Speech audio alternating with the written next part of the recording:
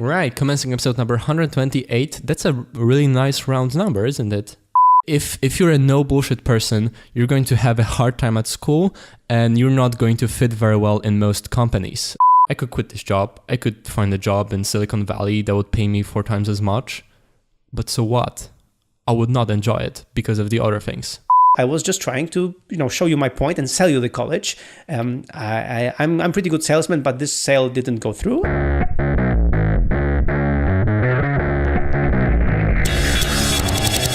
Hello, I'm Radek. I'm Michael. And this is the podcast. A sounding board for interesting ideas and insights. We discuss books we read I want to share with you. As well as technology and productivity, which is what we do by day working on our app, Nozbe. Or whatever else comes to mind. So we're continuing with the theme of annual review, thinking about your life, reviewing last year, planning for the best 2018 ever. Well, the best 2018 ever. That's... Yeah, that is going to happen no matter what. Yeah, exactly. But, best... Okay, so let's use the Michael Hyatt thing, best year ever. So to make your best year ever. Yes. And once again, if you haven't listened to the last week's episode, I highly recommend it. We also highly recommend episode number 82, where we discussed last year how we do our annual reviews in the first place. And last week we discussed a way to better structure your goals for the year, either as burst projects that are sort of short duration but high intensity, sort of maximizing thing, or a few keystone habits that need to be as consistent as possible but not necessarily maximized, and to try to avoid sort of continuous, stretched out long projects. More details in last week's episode. But even if you know how to structure the goals, the plans for the year, the question is which plans you choose in the first place. What gets in on the list and what does not? Yeah. So you're basically asking what ticks and what motivates us, right? Like what pushes us forward, right? Yeah, exactly. Let's sort of talk about the basics, the principles, the values we hold. And this is sort of a strange thing because we think that, all of us think that we know ourselves and we understand ourselves, and based on that we decide on what we want to do, what plans are we going to set out to do. But then in practice, oftentimes it turns out that, maybe we don't, when planning, when deciding to do things, we show that we don't have a full insight into ourselves. And so an exercise I did last week while planning 2018 is I was thinking about my values, about things that are particular to me. Right? The things I care about, the things I value, the things that are true to me, my traits, just things that are going to define how I respond to different projects, what's going to excite me, what I'm going to end up dreading. And then the sort of anti-values, things that I am not, things I don't care about, things I do not want. And it's sort of, it seemed silly when I started, but it had, again, a surprisingly clarifying effect. Things I wrote it out, not just thought about it, but wrote out my values, anti-values based on what I know about myself. And then having the list as my template, I was looking at the list of ideas for goals, projects, directions for 2018. And I realized that many of them, while sounded important sort of, or exciting sort of, when I compared them to what I am like actually, what I want actually, what ends up exciting me in reality and not in theory, some of them had to go. Yeah, I haven't done this exercise yet, but you motivated me to start listing these things. And you're right, there are things that I totally, that make me wake up at night, in the morning, and really, move me forward. And there are things that just completely frustrate me and, just... give me this sense of no. Yeah, and it's worth recognizing once like you have to know thyself to make good decisions and good plans. And sometimes we forget about what we know about ourselves and make stupid decisions that we regret, or are angry, are feeling guilty that we didn't accomplish something, while in reality, maybe it's not something that we wanted to do in the first place. We just sort of ended up doing it because it seemed like the right thing to do. So the idea is not to list things, that are just statements you agree with, things that are universal truths, things that read like they're out of a horoscope, that everybody will nod their heads because it seems important, it seems right. It's a sort of societally, it's a value that's universal to society. The point is to list things that are particular about you. I have a story that when I was finishing college, I was doing web development, and I had a client who asked me to do their website, and it was the thing I was doing back then, and I decided to of course do their website, and it was one of the best paid projects to date for me. So I was like, I'm gonna earn so much money doing this, easy website, so it's gonna be fun. And then they asked me to do some Flash animations on the website. Flash is a technology that is already gone, but it used to be popular in the first decade of the 2000s. So I decided, I can learn anything. So I'm going to learn this thing, and I'm going to learn the Flash thing, and I'm going to learn Photoshop thing, and I'm going to just be good at this. So it was this period of my time when I learned that like cursing every 2-3 minutes, was this thing that explained to me that any amount of money is not going to justify so much cursing.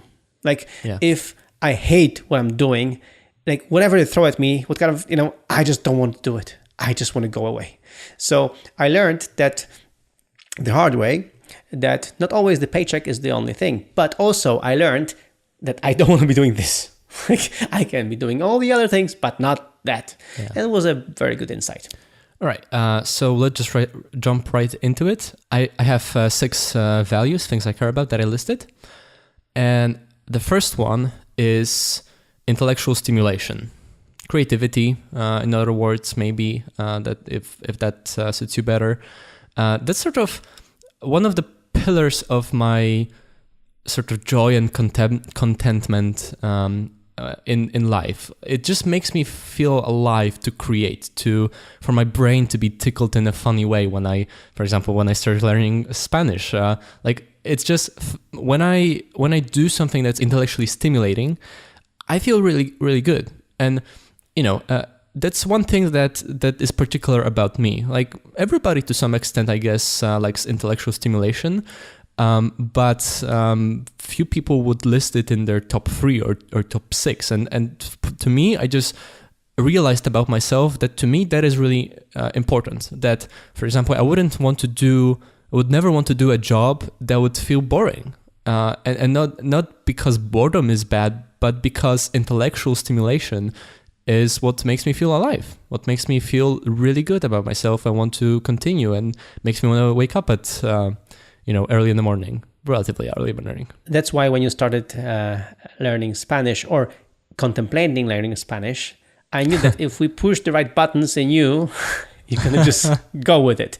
I didn't assume you would just do it in 2 months or something, but I knew that if I push the right buttons, I mean, not that I get the credit, but if the environment, the thing pushes the right buttons, you will move forward, and you did. So yeah, it was kind of this scene from Matrix. This is the sound of inevitability. You say that a lot on the podcast. You know that. I love it. All right. Number 2 is tranquility. So for me, the sense of calmness, satisfaction, a sort of an internal sense of safety, security, lack of fear, stress, worries. The sense that no matter what, things are fine is very important to me. It's just the way my brain is wired. To me, that's super important. And again, when listing values, it's about things particular to you. Those are things that almost everybody would nod their heads at, but many people are more more willing to live in stress, for example. They're better equipped to deal with stress. I'm not. I get easily overwhelmed. I don't want that. Many people will make decisions where they'll agree that yes, it's going to be stressful, it's going to make them worry a lot, it's not going to be super satisfying, but they decide that another value is much more important to me.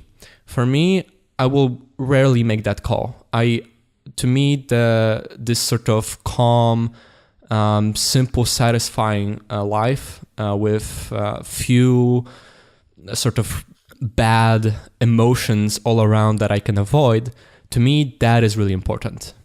Yeah, I totally get that. It's something that I also kind of share, but not that much. I have a few caveats to that, but yeah. Mm-hmm. Mm-hmm. Yeah, sure. Number 3, and by the way, the order of the list is not that important. I haven't ordered. It's just in the order that I came up with it. Number 3 is control. The sense of the ability to change things. And I need to clarify that by control, I mean agency, not authority. I couldn't care less about, like, agency is the power to change things. Authority is the public recognition of the power. I don't care about authority. I couldn't care less. I don't care exactly what people think. But the sense that when I see things around me that are not that good, the sense that I can change things is important to me. So it's important to me to feel like I can change myself. The sense of self-sufficiency is important to me. I really dislike the feeling of being dependent on others. I like to do things myself and learn to do new things so I can do them myself more than most people. Yeah, I totally share that. And you know that I do. I mean, I don't care for the authority of being the CEO, the boss, or whatever. To that much extent that I know as a sane human being, I might like it too much to be recognized. That's why I try to avoid any kind of recognition, like, credit. Like, for example, the most creative person in the world or whatever, the richest person or whatever kind of things they would throw at me. And that's why I also try not to get involved into too much public speaking, because I want to only speak where I can really influence people. I really, get a message across, but not be recognized as the major thought leaders, like a major thought leader. Yeah. I don't give a crap about that, really. So I totally share that. I want the control of being able to influence things, to influence other people's thinking or stimulate other people's thinking, but not in an authoritarian kind of way. But yes, I completely share that with you, the control thing, yes. Yeah, I also give a caveat that this sense that I need to have a sense of control needs to be moderated. That's also to be recognized, that because control is ultimately illusory. Like, I don't have full control of myself, and I certainly don't have that much control about the environment around me. And there's always a risk that by becoming a control freak, you become arrogant, and that's not something I want. So just a caveat that it's something that I'm aware that I need to moderate in myself, but in healthy doses, it's important to me, and I think very healthy.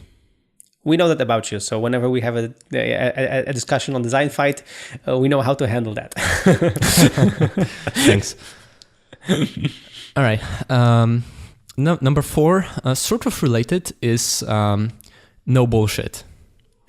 Okay, and you also know that about me. I question everything. Okay, that's what I do. That's what I am, and I'm allergic to bullshit. I can't stand it. Most people can tolerate it. I cannot. I just want to do my own thing. This is a really difficult trait to have. If you're a no bullshit person, you're going to have a hard time at school, and you're not going to fit very well in most companies. So I'm very lucky to be in one where my no bullshit attitude is tolerated and even encouraged. But like, to many people, that would be seen as a personality flaw. And to some extent, it is just like to the extent to which I'm allergic to bullshit. But it's like when recognizing things about like that in yourself, and this is something I really liked mentioned in the book Better Than Before by Gretchen Rubin that I just started reading. Like there are certain common differences between different sorts of people, and the most successful ones are those who recognize them and take best advantage of them. So a thing like that, and similar things about me. I've learned to not necessarily treat as flaws, though I might try to improve on them over time. But find an environment where this is not a bad thing, but rather a great advantage. And to me, like being in the right company is useful to be allergic to bullshit, and also being an engineer, doing design, things like that. Having an eye for bullshit is really important because you'll recognize things that are right and things that are just wrong, and many people will be happy about them. I won't, and so when moderated, I think it pushes me to do the right things. But it's also something that I need to know about myself, that there are many paths in life that I will never take because I couldn't live with them. There are industries, there are companies, there are ways of doing things that are appealing to many people, but I realized that they're so filled with bullshit that I could not stand it. Yeah, and sometimes when we discuss, this is kind of annoying because you detect bullshit in things that, for example, for me wouldn't be that much of a bullshit, but then it pushes me to reevaluate things. And sometimes you have to back down and decide, okay, well, we'll have to deal with that. I don't like it. I wouldn't use that. But you agree with that the intention is not bad. But for us, we have to think again. So this helps me, like this having you do that helps me not take things for granted, but think twice before applying a known recipe or known way of solving ideas. Yeah, exactly. Number 5, simplicity.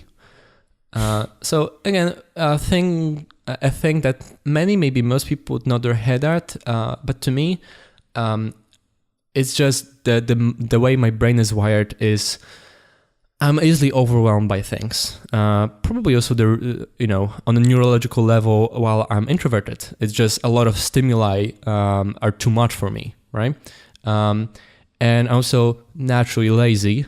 And so because of that, because I'm easily overwhelmed, I need to be selective about the things I care about, because there's only so many things I can expend my mental energy on.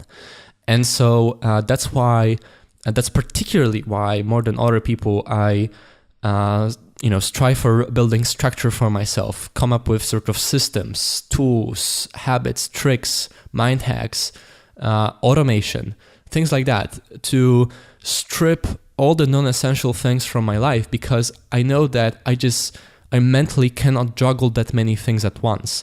And so all the things, the non-essential things for me that I can simplify, that I can get rid of, that I can automate, delegate, etc., that's mental energy I have for other things that for me is very limited. And so there's many things that I will simplify on. And again, a quick example for how that influences your decision is, for example, there are many things that I could do that would be more efficient in terms of money, that I could spend less money by doing things differently. You could feel bad about it, that you're spending money on X, but I decided that for many, not most areas, as long as overall I'm reasonable, there are many things for which I am perfectly willing and happy to spend extra money on, because even though it might seem like not essential to others, to me it simplifies life, and I can put more of my mental energy for example, learning new things that then causes me to be able to afford it. Yeah, I'm totally here with you and with the simplicity. And for me, the whole thing of having less stuff, less clutter. It's really helpful. I don't thrive in an uncluttered, in a cluttered environment. I thrive in a clean environment. That's why for me, knowing how many clothes I have and how many shoes I have, they're like simple things. But for me, this is joy. I like it like this, you know. I don't need another pair of jeans unless I need them, you know. And I don't fancy them. If I need it, I need it. But if I don't, I don't. And that's why for me, whenever we go shopping with my wife, there's this kind of, I mean, my wife is very reasonable. That's not that she's like spending and buying and things, but she enjoys shopping, like seeing what's out there. I am closed to these options because if I have things, I don't need more. Why would I entertain anything else? So that's why I totally get it. And again, what you said, I mean, we are very similar in that I also enjoy these workflows, these simplifications, these reducing barrier of entry to anything I can. So for me, this is like a major thing, to always reduce the barrier of entry. Because if I have this reduced, I'm more inclined to do it if it's a good habit I want to continue and pursue. And also, that's why, for example, I loved the book by Marie Kondo about uncluttering, and I loved it, and I implemented it right away, and I still follow it by the rules. So it's something I totally enjoy. Yeah, I gotta read it. You have to. Yes, you're gonna love it. Okay, and the last, but definitely not least, point is positive human connection. What I mean by that is sort of I'm not willing to make choices that will put work above other things. Life is to be enjoyed, and I want to have fun, spend lots of time with people I'm close to, people I trust. But what I mean by that precisely when saying positive human connection is it's very important in my life, but in a certain way. I am an introvert. To some people thrive when they're in a large group of people, when they constantly do these sort of high energy, fun things, you know, massive, crazy parties. To me, that's not the thing. I enjoy them in a sporadic manner, but as a thing that sort of most consistently makes me happy in life is this sort of calm, this tranquil connection to people I'm really close to. But I would prefer, instead of a large group of people, just one or two friends with whom I'll have a quality conversation. That sort of human connection, to me, is best. Yeah, I totally get that. But I am more of an extrovert in this sense. So I am, and because I work from home, I actually seek more connection, more going out, more being in a bunch. But I'm discovering, like, within time, I'm discovering that I also appreciate more like deeper connections. So for example, now that I'm a little bit older, I appreciate and I actually schedule and call on a regular basis a few very good friends and make sure that we don't lose that connection, because I know how difficult they are to come by, like they're true good friends. And recently I had this epiphany when I'm here trying to be more active in my children's school. I noticed that some parents are behaving like in high school, so they want to be popular, they want to have more, friends and stuff. And I talked to a friend who's also joined me in this endeavor there at school. And I told him, man, we are not there to make friends. We are there to work for the good of our children. But I have enough friends. I don't need more. So like I started to realize that you shouldn't be like in high school like all the time. Like at some point, you don't need more friends. What you need to push forward, for some things, from legislation or whatever, or rules.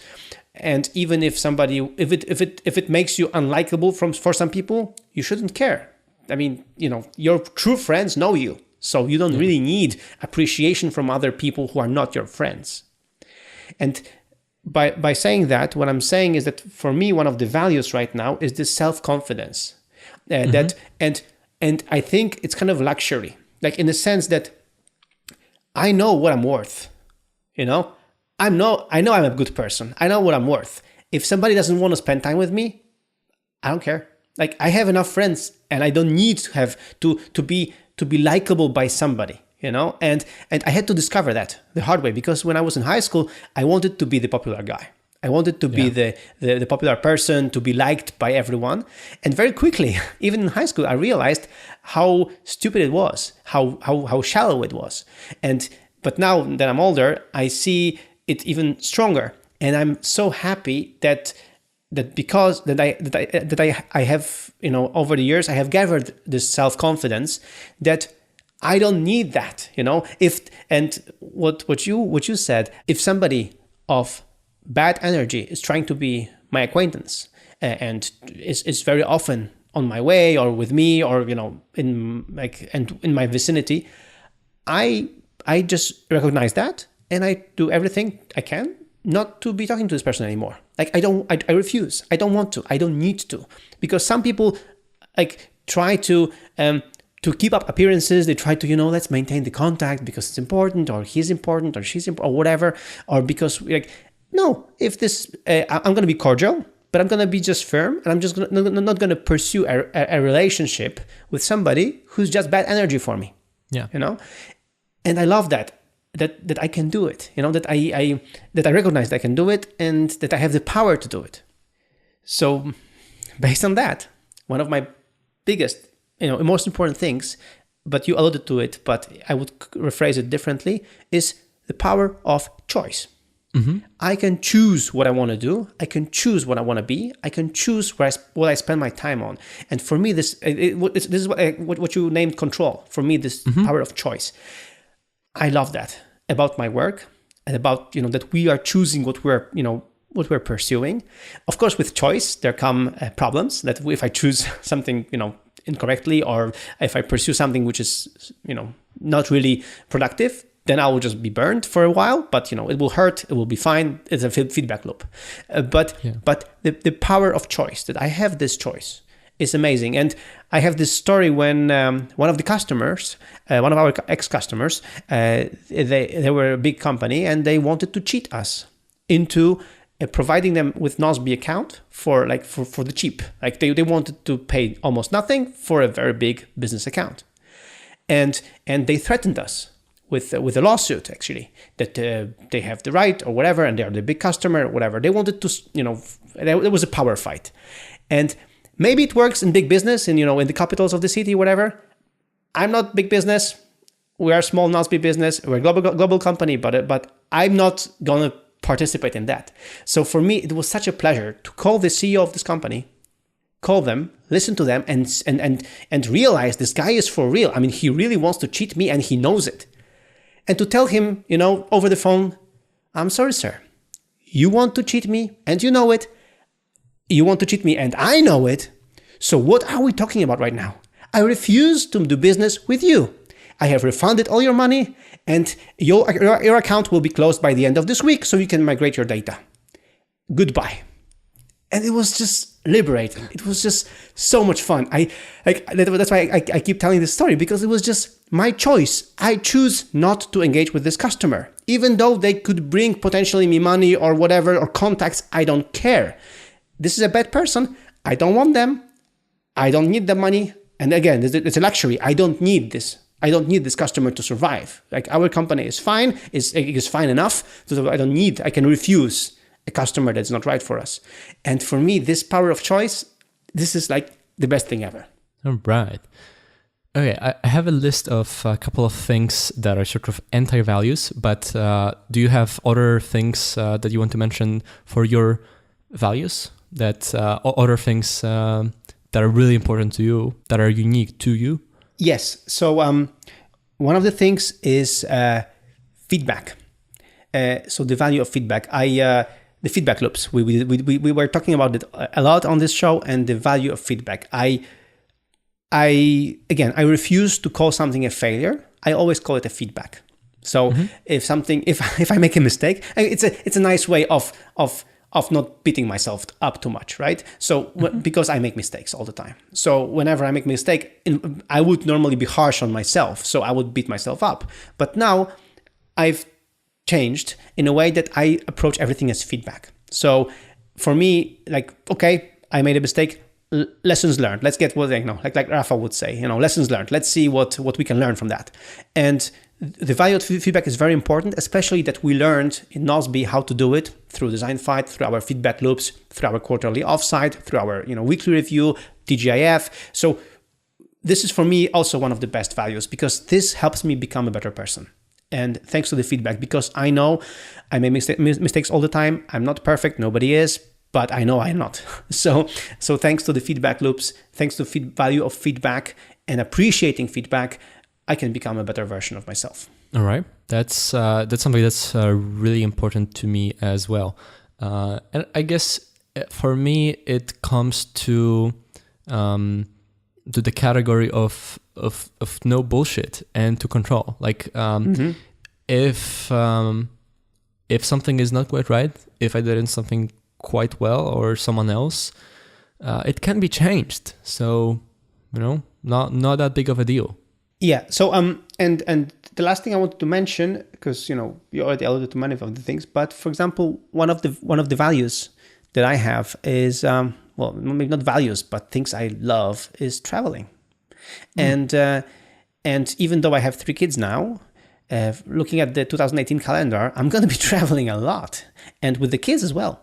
So I love that. And as an extrovert who likes to meet people and see places, I love that. And I already know that 2018 is going to be a very nice year because of the travels that I'm going to have. So and the connections I'm going to have with that, and the connections with my family, because we're going to travel as a family a lot. There's a big trip coming up for my family, so I'm really excited about it. And this way we can connect as a family better, and we can see new things, and I can, I don't have this fear of, missing out on things just because I have a family. Actually, I can see more things because I have a family. So it's great. Yeah, I named this values, but actually it fits very well. Like it's something that's sort of very particular to you, that you really, really, really enjoy it, and that is going to influence your decisions in life and in planning the next year. That you're okay with that. That is really important to you. What is not really important to me. Here's a longer list, but easier to sort of list. Many of that is just the other side of the coin for the positive list. What I don't care about is money for its own sake. A lot of people do, and it motivates their action. To me, money is important, but only insofar as it helps me with my other values. It's nice to have enough money that you can simplify things, that you don't have to worry. Living from paycheck to paycheck would not be very good for me emotionally, because I don't do very well when I'm constantly worried and stressed. But also there are ways to make a lot more money. I could quit this job. I could find a job in Silicon Valley that would pay me 4 times as much. But so what? I would not enjoy it because of the other things. So money for its own sake? No. I don't care about fame, authority, capital P power, and general, this sort of high life vision of success. That needs no explanation. I don't want sort of stress, fear, worries, or such negativity in life. Of course, they're unavoidable, and I'm okay with that, but I don't want to make choices where I know that's coming, that they're going to be very hard for me emotionally. If I can see it and I know that I don't respond to it very well, I can make choices that avoid it. I don't care what people think. Now, that does require an explanation. So what I mean by that is a couple of caveats. I it is nice to have just a little recognition, just a little bit reputation. That's nice. If I think I built something nice and other people say, "Hey, it's nice," that's nice. Okay, that's healthy. Like if just a tiny bit of praise is something emotionally healthy for people.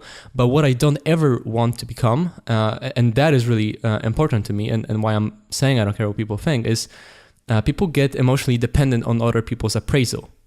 They become addicted to external motivation, and I don't want that.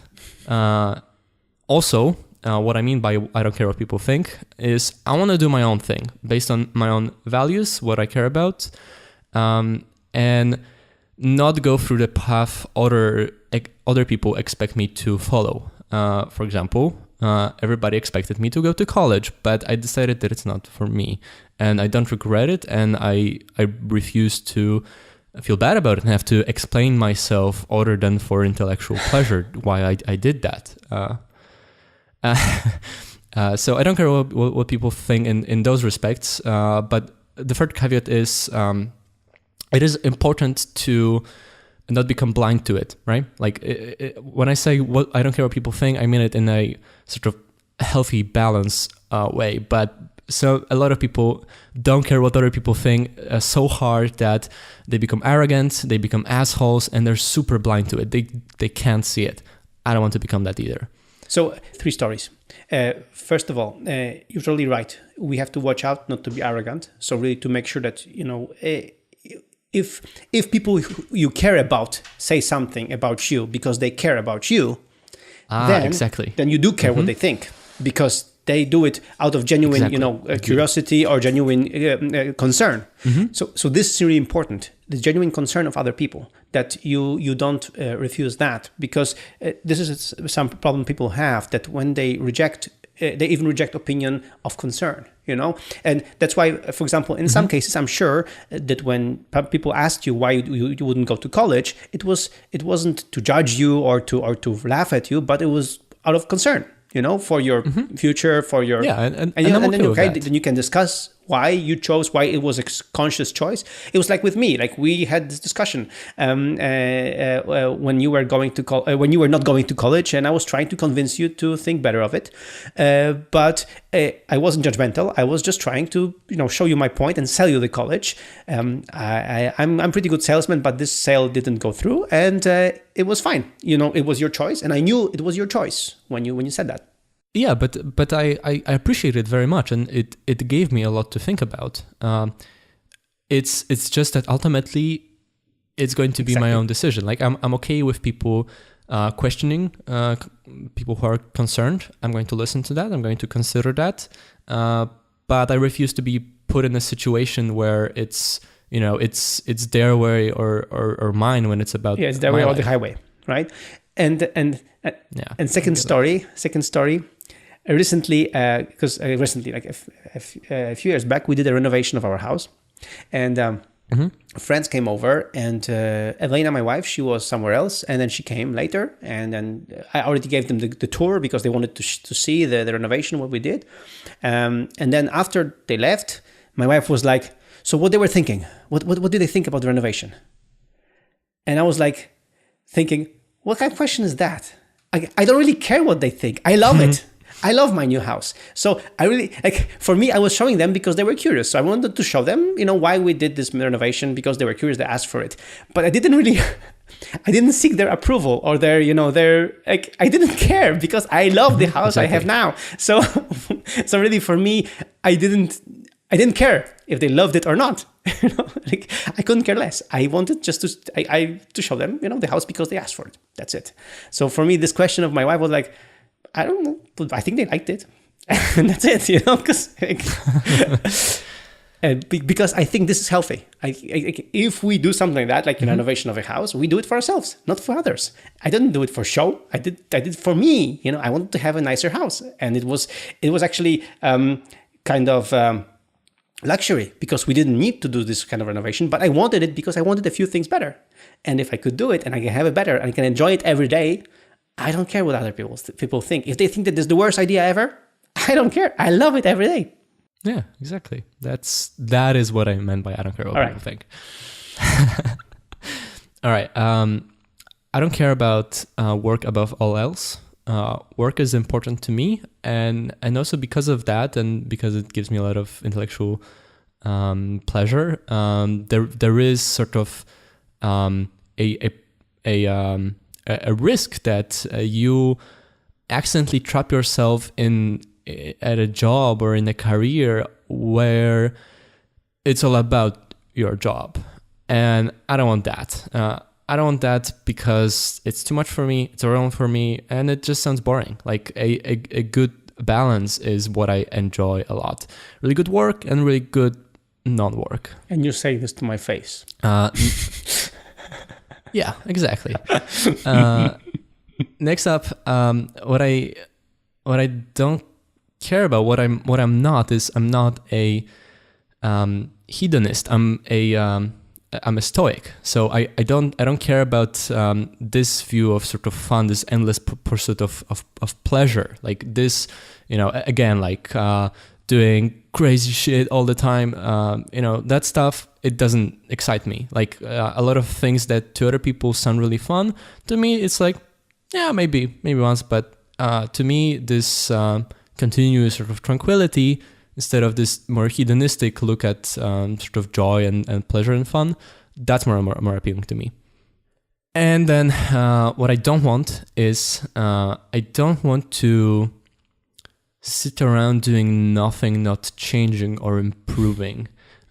This is a really sort of scary vision of life for me. I see people who are like that, who became like that, and to me that's terrifying. Right? This not improving. To me, change, novelty, continuous improvement of myself is super fun and super exciting, and I don't want to lose that. Another thing that people often become is they become arrogant assholes and blind to it, or just assholes. Again, not something I want to become, and oftentimes by making choices, directions in life, you make that more likely. So that's something I want to watch out for.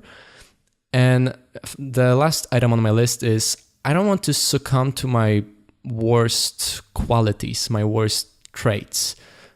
So what I can be is I can be lazy, disconnected from people, arrogant, addicted, unhealthy, and riddled with self-guilt. Most of the time, I'm very few or none of these things, but sometimes I can be all of those things. I'm saying that because like there is in me and I think in all or most of us these sort of we all have our demons that sometimes show up, and we're not always the best version of ourselves. And to me, that's sort of that's sort of scary. That's a terrifying thought. Again, to see people who were not like that, but became like that, and they can't get up from that. And I know that I can be some of these things, and I don't want to succumb to that, right? That's why I always want to keep improving and keep keep journaling, keep doing my reviews, because I want to keep a check on myself. Because sometimes I can become that person that sits around watching TV shows all day long, and it's like, it's sad, man. Don't do that. So I don't want to make choices in life that make that more likely. And that's my list. Like recently, I saw a few people like that they were not moving forward at all, and for me, it also pains me to see that, and to see that people don't appreciate self-development as much as I do, or even to a certain degree, to just a little bit, and but then again, I don't want to be that guy who just forces their own opinion on them, and so but on the other hand, I sometimes feel like if I can say something, something not insulting, but something that could motivate them. I had this situation. There was a funny situation recently when the priest came to in Poland, priests visit houses, that time of the year. And he visited our home in Gdynia, and he was just asking about things, and he was asking about our girls, and we were of course proud parents saying, our girls, they're so brilliant, they go to this English school, so they speak fluent English and then Spanish and Polish, so they have 3 languages like that, and no Duolingo necessary, they just speak like that. And he was like, oh, I need to leave. I'm because I'm feeling I'm gonna get a depression right now. And I said, you shouldn't be depressed. You should be inspired. And he was like, you're right. I totally took it wrong. I should be inspired by that, not depressed. You're totally right. So like people are taking the wrong approach, and that's why inspiration, I think, is also one of the things I like, I enjoy, and I need all the time. Even though I can totally inspire myself, but I still need that inspiration. But and I want to also inspire others. So very often I'm kind of disappointed if my message, whatever I do, but whatever I do, if my message is kind of interpreted like I'm showing off, or I'm just trying to prove that I'm better. And I completely don't see that way. Whenever I'm talking about some kind of ideas, some new productivity tricks that I just managed to master, or like whatever we discuss here, I'm not telling this to show off. I'm telling this, I got this. You can get it too. I mean, you can try that too, right? I'm trying to inspire others, and I hate it when some people take it the wrong way. Yeah, but of course, it's also the question of presentation. Maybe sometimes the way I'm saying it is not right, but sometimes they're just like that. Maybe it's feedback. Exactly. But sometimes they're just like that. They just refuse to get inspired. They decide, this guy, this Michael, he's he thinks he's the king of the world, whatever. But that's not the point. And so I for me, inspiration, both inspiring others and getting inspired, is also very important. Yeah, on the podcast where we have sort of a very lightweight form and we just say what we think and we have plenty of time, I think it might be easier if people actually listen to the whole thing, because perhaps half of the whole shows is talking about our failures, about the things we're not good at, and the amazing insights are actually things that to most people are neither amazing nor novel nor none of that. It's us coping. That's all. Exactly. It's us coping. Yeah, it's us coping. So let's see how we cope in the next year, in this new 2018. How we're going to cope in this new year. Yeah. Just to quickly sort of summarize this, to me, this exercise was very clarifying, because based on that, I can make choices on what I work on, what I don't. I cut out a lot of things, and self-knowledge is key. And to me, like practicing reflection through journaling every week on my weekly review, and we'll get back to that in a couple of weeks, is super important, because a lot of things we think we know about ourselves, like actually take a lot of time to sort of discover in ourselves. And as for these values and these things, it's important to go out of your comfort zone. There are things that are our flaws that are worth working on. Our flaws are worth moderating, and it shouldn't be used as an excuse to not do anything, to see that, oh, this is just the way I am, and I won't change. But having said that, with this super important caveat, it's also very useful to embrace who you are, because oftentimes our flaws are flaws in certain context only.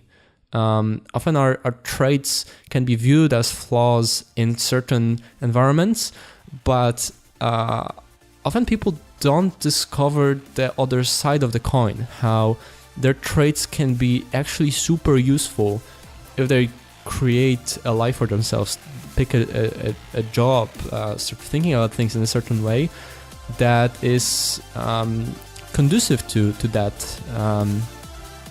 trait being actually very useful.